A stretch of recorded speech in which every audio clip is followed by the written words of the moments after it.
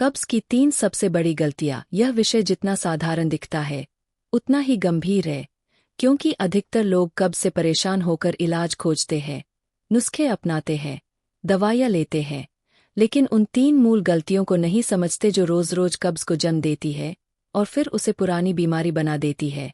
दादी नानी हमेशा कहा करती थीं कि बीमारी से ज़्यादा खतरनाक होती है बीमारी की गलत आदत, और कब्ज के मामले में यह बात 100% सच है।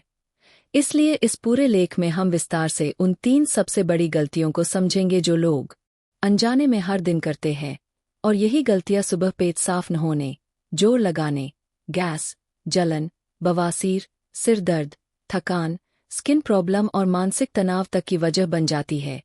पहली सबसे बड़ी गलती है कब्ज होते ही तुरंत दवा या रेचक लैक्सेटिव लेना।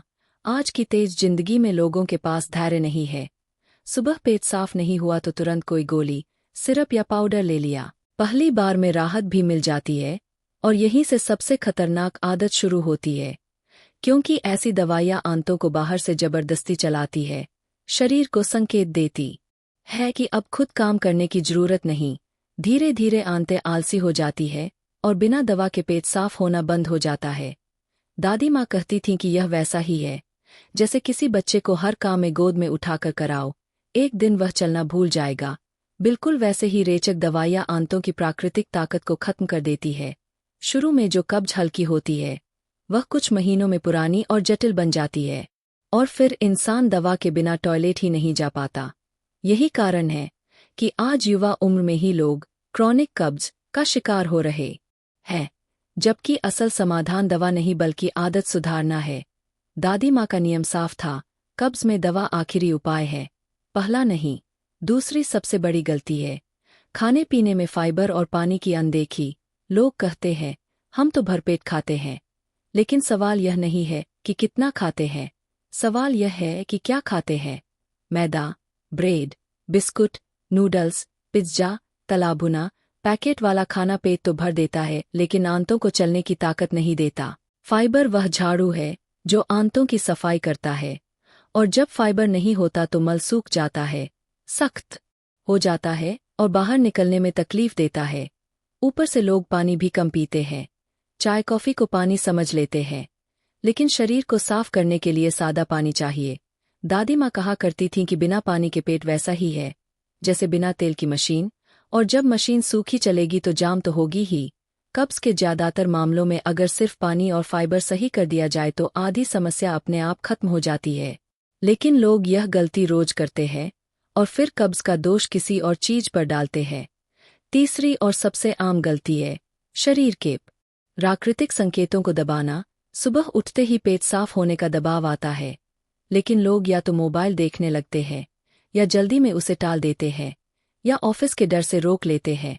दादी माँ हमेशा कहती थीं कि जब पेट बोले तो उसे सुनो, क्योंकि हर बार जब आप उस दबाव को रोकते हैं तो शरीर को यह सिखाते हैं कि इसकी जरूरत नहीं। धीरे धीरे वह संकेत आना ही बंद हो जाता है, और यही आदत कब्ज की जड़ बन जाती है।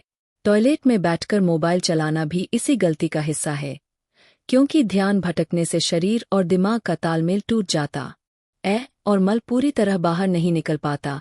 यही अधूरा मल अगली बार और सख्त होकर परेशानी बढ़ा देता है।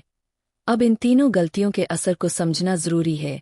जब आप दवा पर निर्भर होते हैं, फाइबर पानी नहीं लेते और शरीर के संकेत दबाते हैं, तो कब्ज सिर्फ पेट तक सीमित नहीं रहती, यह पूरे शरीर को प्रभावित करने लगती है।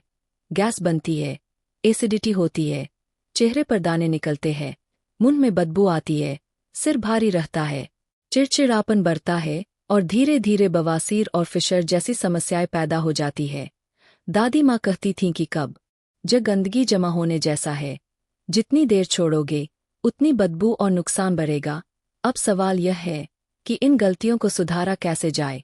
सबसे पहले दवा पर निर्भरता कम करनी होगी और देसी प्राकृतिक उपायों की ओर लौटना होगा, जैसे रात को त्रिफला या इसबगोल का सीमित और सही उपयोग, लेकिन केवल सहारे के रूप में, आदत के रूप में नहीं।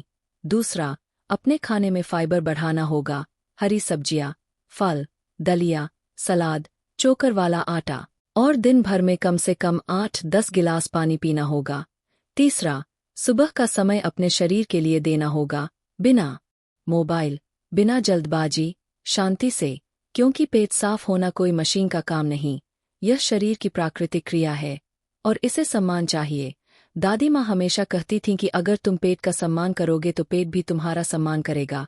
अंत में एक बहुत ज़रूरी बात, कब्ज़ शर्म की बात नहीं है, लेकिन इसे नज़रअंदाज करना सबसे बड़ी गलती है। अगर समय रहते इन 3 गलतियों को सुधार लिया जाए तो बिना दवा, बिना खर्च और बिना डर के पेट हमेशा साफ रह सकता है।